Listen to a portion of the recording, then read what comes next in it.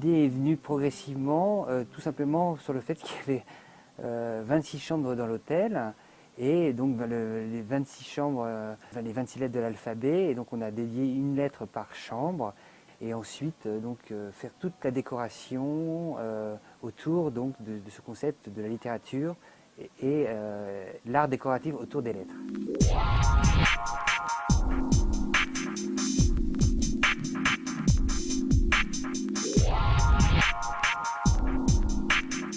Didier Madernis, c'est un décorateur avec lequel on travaille depuis plus de 10 ans, avec lequel on a refait une grande partie du pavillon de la Reine.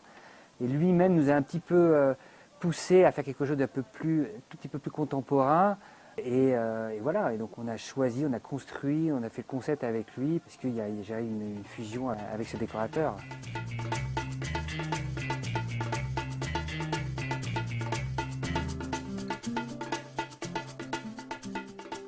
Au premier abord, quand vous rentrez dans l'hôtel, on ne voit pas forcément que c'est un hôtel, pourquoi il s'appelle Pavillon des Lettres. Et puis, au fur et à mesure que vous vivez dans l'hôtel, il y a plein de petits détails qui disent « Ah tiens, on retrouve des choses autour de la littérature et des lettres ». Tout simplement au niveau du mobilier, par exemple, vous allez voir, il y a des petits totems, ce sont des lettres. La réception, il y a également une sculpture qui est autour des lettres. Il y a un tableau quand vous rentrez, qui sont des livres. C'est un photographe qui a fait une véritable œuvre d'art autour de la littérature.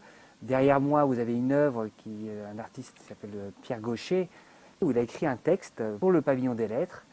Et ensuite, au niveau des chambres, on a donc derrière chaque lettre un écrivain, et on a pris des extraits de ses œuvres qu'on a mis aussi en décoration sur les pans de mur de chaque chambre, avec des textes qui tournent autour du rêve, de l'amour, enfin voilà, tout ce qu'on peut retrouver dans un hôtel.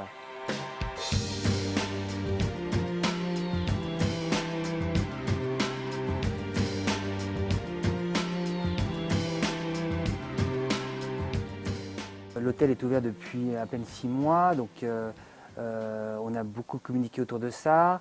Les clients viennent, et je pense qu'il y en a un certain nombre qui découvrent que c'est un hôtel autour des lettres et ils aiment ça. Il y en a d'autres qui viennent, je pense aussi parce qu'il y a ce thème-là. Donc voilà, et ça fait comme maintenant un effet boule de neige. On a aussi pris l'option de mettre à disposition des iPads. On a téléchargé une bibliothèque dans ces iPads avec donc la possibilité de découvrir des œuvres des écrivains qui sont dans l'hôtel en fait.